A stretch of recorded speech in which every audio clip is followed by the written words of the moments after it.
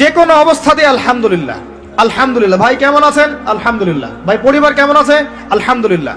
ভাই চাকরি কেমন আছে, চলছে কেমন? আলহামদুলিল্লাহ। ব্যবসা কেমন? আলহামদুলিল্লাহ। এটা হচ্ছে সেই বান্দা নিদর্শন যার মনের মধ্যে আল্লাহর প্রতি ভক্তি শ্রদ্ধা আছে, যার মনের মধ্যে আল্লাহর নূর আছে। তার নিদর্শন হচ্ছে সে সব সময় শুকরিয়া আদায় করবে।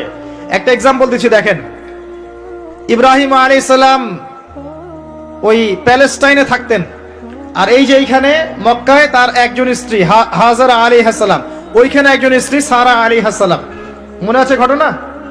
আচ্ছা, তিনি আসলেন বাসায়, দরজায় নক করছেন যে বাসায় কে আছে? দরজার পিছন থেকে বলা হচ্ছে যে আমি। তিনি বলছেন ইসমাইল কোথায়?